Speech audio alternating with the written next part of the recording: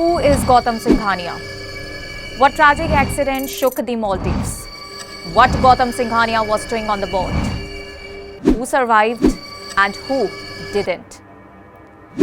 Well, luxury, leisure and the lure of the Maldives waters promised an unforgettable experience. But on the night of March 19, 2026, that promise turned into a nightmare. A speedboat carrying 7 people capsized near the Faroe Islands, leaving panic and uncertainty in its wake. Among the passengers was industrialist Gautam Singhania, chairman and managing director of the Raymond Group. He survived the accident, but both rally legend Hari Singh and sailing ace commander Mahesh Ramchandran lost their lives. Their sudden deaths have left their families, friends and the sporting community in shock.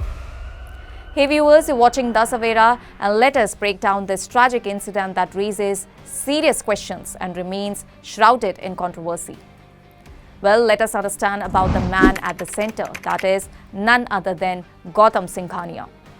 Gautam Singhania is one of India's most prominent industrialist leader, heading the Raymond Group, the world's largest producer of suiting fabric.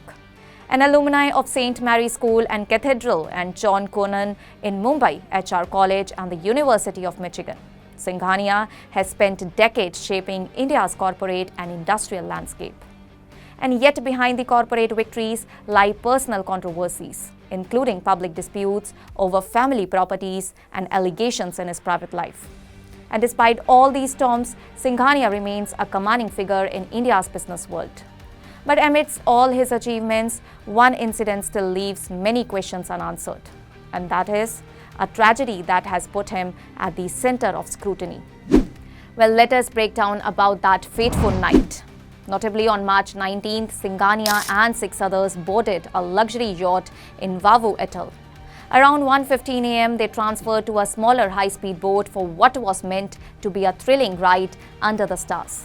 And minutes later, the craft capsized near Faroe.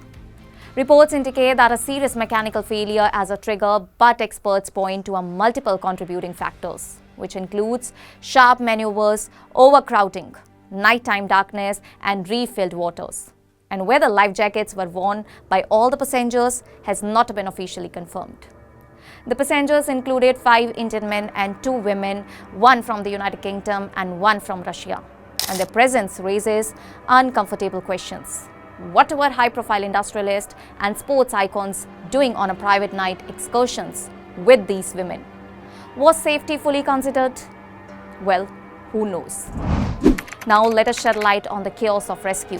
Singhania was rescued from the waters and flown back to Mumbai, admitted to Breach Candy Hospital with minor injuries, and search operations led by the Maldives National Defence Force used drones, boats and aerial surveillance. Families of the deceased travelled to the Maldives with support from the Indian Embassy in May. And the tragic losses among those who perished were none other than Hari Singh, a 5-time Indian National Rally champion and the Gypsy King of Indian motorsport. His body was recovered near the reef, confirming his death. And Commander Mahesh Ramchandran, decorated sailor, former Indian Navy officer and Arjuna awardee, also lost his life in the same incident. The deaths of these 2 legends have left a lasting impact on India's sports and maritime communities. Well, this death has left several unanswered questions. And despite the tragedy, critical questions remain and Gautam Singhania at the center faces scrutiny. Why did Gautam Singhania return to Mumbai immediately, leaving the rescue and investigation behind? And why was there no formal questioning by Maldives authorities or detailed inquiry by Indian officials before his departure? And were proper safety checks conducted before the high-speed night trip, including life jackets for all the passengers? And did Singhania act knowing that due to wealth and influence, he would likely face no scrutiny? Does privilege suggest a different standard of accountability, and should it? And what exactly was the purpose of taking the 2 women on a private night excursion with high-speed boats? Well, the lack of punishment or even questioning by authorities has intensified debate, fueling public outrage and concern about accountability in incidents involving the wealthy and influential. Well, what went wrong? Experts highlight multiple contributing factors which include sharp high-speed turns destabilizing.